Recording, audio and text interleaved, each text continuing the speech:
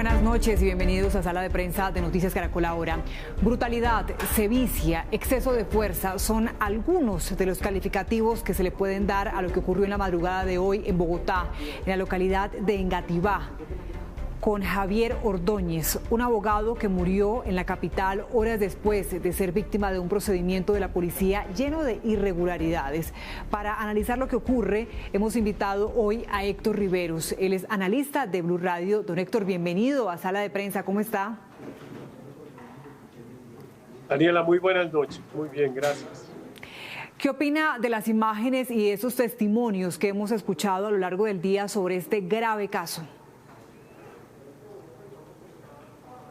No, Daniela, pues como usted lo mencionaba en la presentación, se trata de una conducta totalmente injustificada. En realidad, pues todo indica que es un homicidio. Digamos, claramente hay la intención de hacer daño, hay un exceso del uso de la fuerza. Digamos que hasta ahora no hay ningún eximente de responsabilidad que se pudiera invocar. Ahora, lo que a mí me parece es que pues es un hecho más de varios que hemos tenido que pues observar en las últimas semanas, meses, y que obligarían a una reflexión más allá de la responsabilidad personal de las personas que incurrieron en esta brutal conducta, en la manera de actuar de la policía y en la revisión de sus esquemas de formación y de sus esquemas tácticos.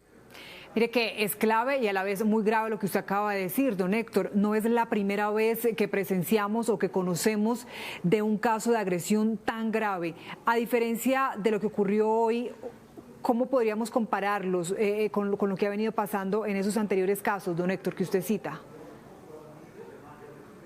Mire, yo creo que hay dos cosas que hay que resaltar. Lo primero es que efectivamente la policía parece tener un problema de formación cuando tiene que enfrentar problemas de convivencia ciudadana. Hay una policía, a mi modo de ver, excesivamente militarizada, muy preparada para el combate en el monte, digámoslo así. Y claro, eso está derivado de que tuvimos décadas de conflicto armado. Y la policía pues tiene que enfrentar situaciones de convivencia como marchas estudiantiles o borrachos que efectivamente pues a veces irrespetan a la autoridad. Y menciono estos dos ejemplos porque uno es el caso de Dylan Cruz y el otro es el caso que estamos comentando. Y la policía no parece estar preparada para esos aspectos para enfrentar esas situaciones de convivencia ciudadana. A veces lo hace porque peca por exceso, como en los dos casos en los que estamos mencionando, y en otros peca por defecto. Yo he mencionado hoy, por ejemplo, el tema de la situación que ocurrió en Barranquilla, donde una persona fue agredida y había un policía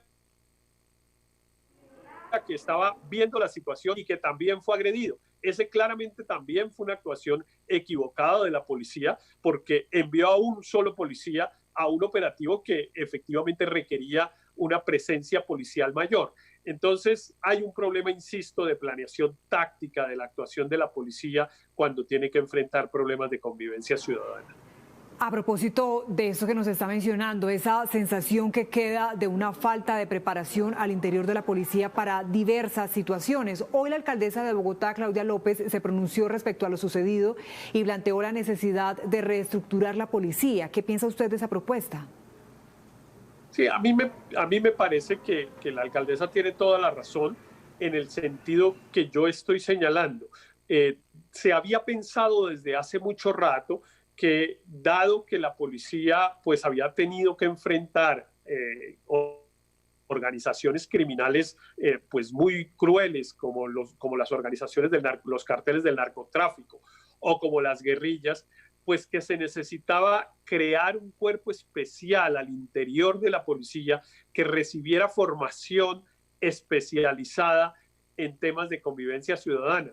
Es que ahí es donde parece estar el problema. La policía no parece estar bien formada para estos temas, insisto, para controlar borrachos, para enfrentar manifestaciones de protesta y para otro montón de circunstancias que tiene que hacer la policía en espectáculos públicos, en control de los sistemas de transporte masivo, pero lo que recibe la policía es una formación muy de confrontación, pensando en los niveles en los que tiene que enfrentar niveles de criminalidad pues muy fuertes y muy duros, como le toca con el narcotráfico o con las guerrillas. Claro. Señor Héctor Riveros, volvamos a esas imágenes de la madrugada de hoy que con toda la razón tienen indignado al país.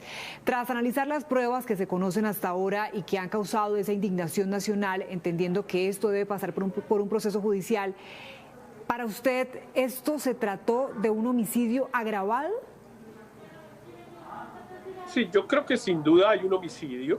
El tipo de homicidio pues se verá en el proceso judicial, pero que hay un homicidio, eso no hay ninguna duda. Una persona le causa muerte a otra y no parece haber justificación para que ello ocurra. Ahora, puede ser que no hubiera tenido la intención de causarle la muerte, sino que, digamos, hubo un exceso de fuerza, caso en el cual habría un homicidio culposo o homicidio preterintencional, pero eso ya, digamos, tendrá que calificarlo el juez penal en su momento. Pero que hay homicidio, pues yo creo que francamente a nadie le puede quedar duda. Y ahí me parece que la actitud de la policía tiene que ser absolutamente clara. Lo que la ciudadanía no puede percibir es que haya una especie de complicidad, digamos, de actitud de protección del cuerpo policial, cuando en realidad hay unas personas que incurrieron en una conducta que por lo que se ve y por lo que se sabe no tiene ninguna justificación. Algo que además nos llamó la atención y sobre lo cual Noticias Caracol le preguntó al director encargado de la policía es que en la minuta, es decir, en ese registro que hace la policía sobre lo ocurrido, no se menciona el sometimiento al abogado con el taser ni los detalles de lo que pasó dentro del CAI. Ahí, ¿usted cómo analiza lo ocurrido? ¿Podría configurarse otro delito? Claro, sin duda pareciera haber, por lo que vi en Noticias Caracol, que el informe está incompleto. Evidentemente parece ser una falsedad en documento, porque los policías al momento de reportar la operación, pues tienen que reportarla completa. Y por lo que ustedes informaron, evidentemente, pues se cubrió el hecho que podría ser efectivamente el constitutivo de un delito. Y al no mencionar todos los detalles de la operación, pues evidentemente, a mi modo de ver, hay además una falsedad en un documento público al estar omitiendo esa información en esa minuta. Y no es cualquier omisión, ¿no? Los detalles, lo que pudo pasar dentro del CAI después de que uno de los testimonios indica que los golpes que habría recibido recientemente pues serían la causa de esa muerte. Señor Rivero, también se podría crear una polémica y nuevamente, porque no es un tema nuevo, traería a discusión el uso de las armas taser. ¿Usted cómo lo analiza?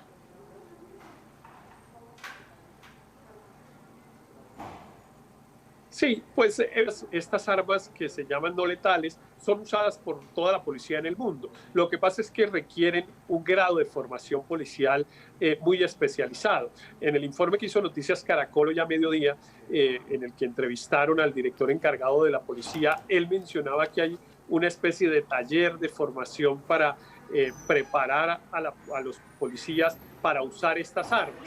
Pero ese taller, por lo que él relató, es un taller de 20 horas, son 2 o 3 días en los cuales se les da algunas indicaciones, entre otras cosas referidas no solo a la manera física de usar el arma, sino también al tema de la protección de derechos humanos, etcétera. Pero me parece que ese es evidentemente una formación que parece insuficiente.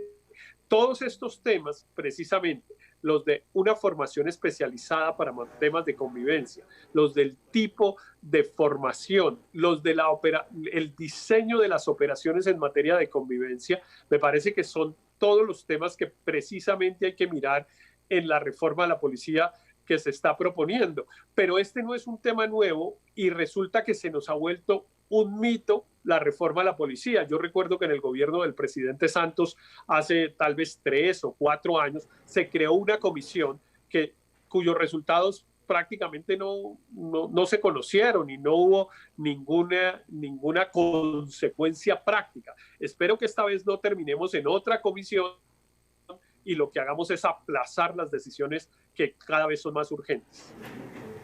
¿En qué momento se puede usar ese tipo de armas específicamente? ¿Qué es lo que dice la norma? ¿Lo recuerda, señor Riveros?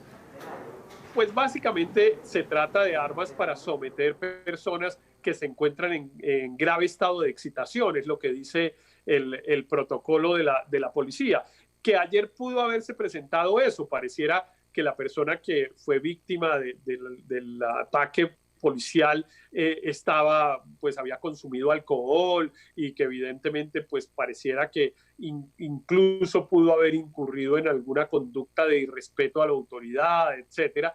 Entonces, digamos, puede ser que el contexto hubiera justificado el uso de esta arma. Lo que pasa es que la manera como se usó, pues evidentemente causaba daño, porque estas armas producen unas descargas, pero pues prácticamente por lo que se ve en el video y lo que algunos expertos dicen es que se oye que se hacen todas las descargas posibles y eso pues evidentemente termina convirtiéndose en un arma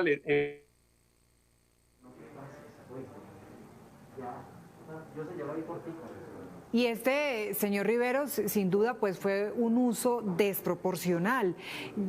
Personalmente diría que son las mal llamadas armas no letales porque pues vemos los resultados que terminan teniendo. No te entendí, Daniela. Sí, que lo grave de esto es el uso desproporcional que tuvieron y como lo observamos en esas imágenes y que personalmente diría que son mal llamadas no letales porque ahí vemos los resultados que terminan registrando. Claro, no todas las armas son letales. Sí.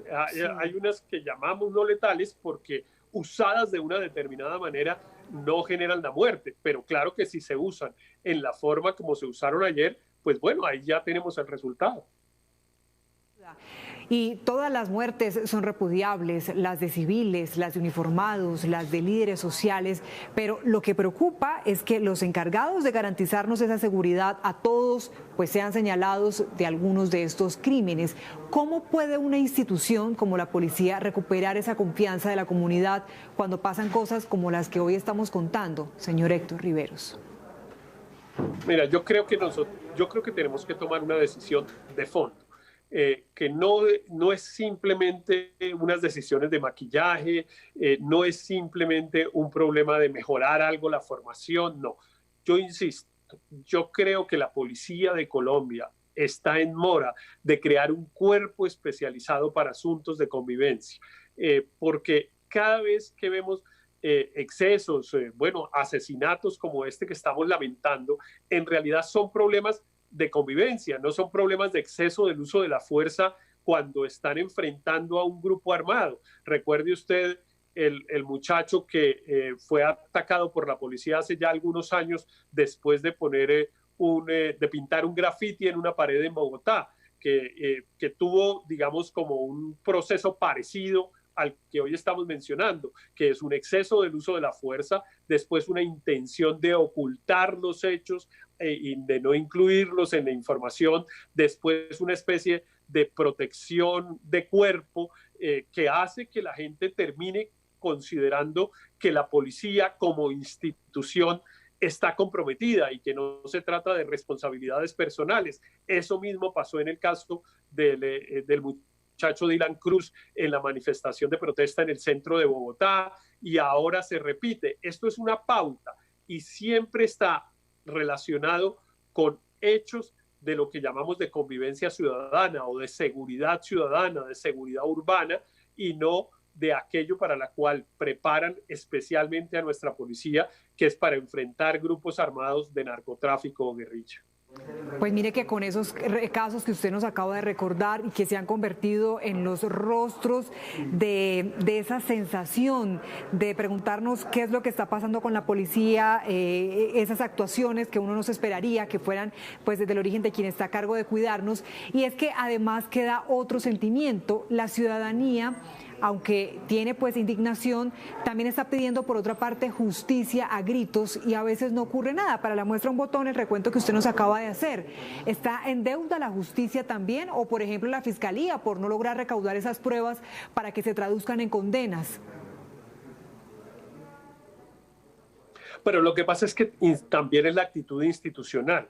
Mire usted que en el caso de Dylan Cruz, ha habido una discusión enorme sobre quién es el juez competente, si es la justicia penal militar o si es la justicia ordinaria. Y la policía no ha tenido una actitud, llamémosla, abierta, que facilite que el proceso avance más rápidamente. Ya pasó casi un año de ese asesinato, estamos en septiembre y ese asesinato ocurrió tal vez en octubre o a comienzos de noviembre del año pasado. Y el proceso ni siquiera ha comenzado porque ni siquiera se ha podido establecer quién es el juez competente. En el caso del muchacho grafitero, recuerde que duramos varios años también en un debate sobre quién era el competente y también duramos varios años hasta que finalmente hubo una decisión judicial. Pero esas demoras en la justicia están derivadas no solamente de un déficit del sistema judicial colombiano, sino también de la actitud de la policía como institución, que no facilita el procedimiento. Y me parece que en este caso están empezando a tener una actitud parecida y eso sí es totalmente intolerable. No puede ser que después de tantos casos la policía vuelva a actuar de la misma manera y es que pues hay muchos ejemplos, hemos puesto estos, pero acabo de recordar el que ocurrió en Puerto Tejada con un muchacho al que la policía también lo agredió simplemente porque aparentemente estaba violando una norma de toque de queda. Y la policía pues incurrió aparentemente en un uso excesivo de la fuerza y el muchacho murió unas horas después en un hospital en Cali. O sea, todos los casos son unos patrones comunes y yo creo que identificada esa situación, pues deberíamos poner remedio rápidamente, que insisto, debe ser creando un cuerpo especializado con formación exclusiva para atender problemas de convivencia o de seguridad ciudadana. Don Héctor, y también lo que hace aún más complicada la situación es que no siempre se va a contar con videos como el de hoy para señalar a los responsables. Solo los casos que usted mencionó es lo que se ha podido recopilar con documentos de la misma ciudadanía, con videos, con testimonios, pero nosotros también hemos recibido frecuentemente ese tipo de denuncias de un abuso de parte de la policía y no se cuentan con esos videos.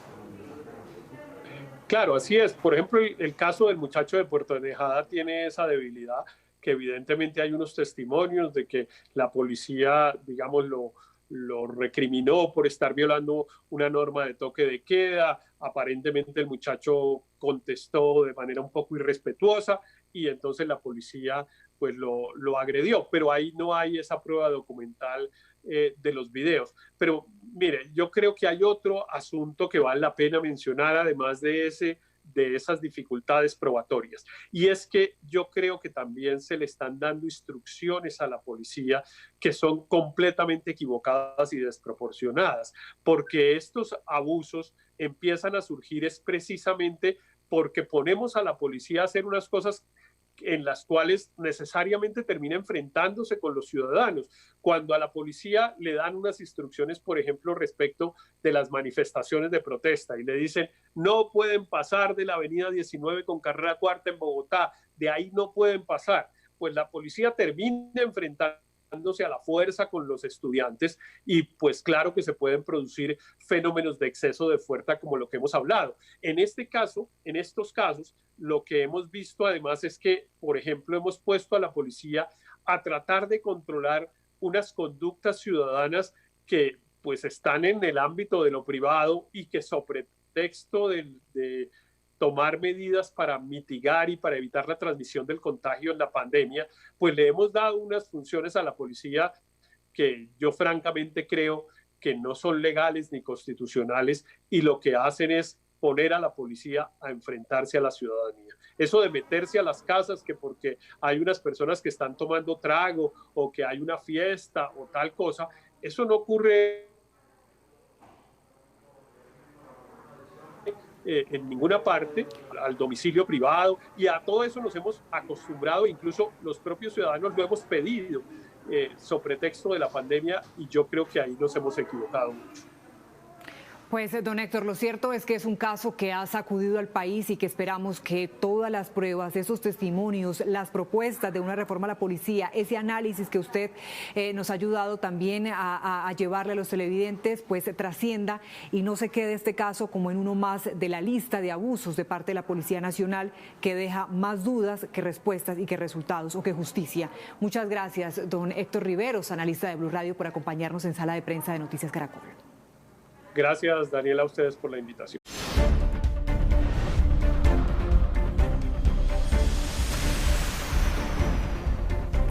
Gracias por seguir con nosotros. Recuerde que está conectado a Sala de Prensa de Noticias Caracol ahora. Es momento de saludar a Ricardo Ospina, director de Servicios Informativos de Blue Radio, quien nos cuenta qué tiene hoy en su radar. Ricardo.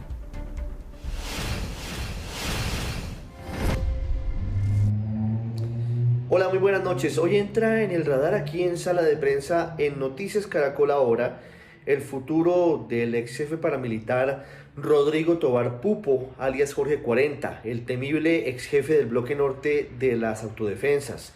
El paramilitar que, entre otras cosas, fue responsable de la masacre de 60 personas en el Salado en Carmen de Bolívar, también de la masacre de Bahía Portete y de otras matanzas. Son más de 600 hechos delictivos los que la justicia le ha endilgado. Y es noticia Rodrigo Tovar Pupo, Jorge 40, porque está a punto de ser deportado a Colombia, luego de haber pagado una pena de 12 años de prisión en los Estados Unidos por narcotráfico. Y han ocurrido varias cosas en las últimas horas. Primero, su hijo, Jorge Rodrigo Tovar, renunció al cargo de coordinador del área de víctimas del Ministerio del Interior para evitar cualquier tipo de impedimentos o de dificultades, aunque él ha dicho que los motivos son estrictamente personales.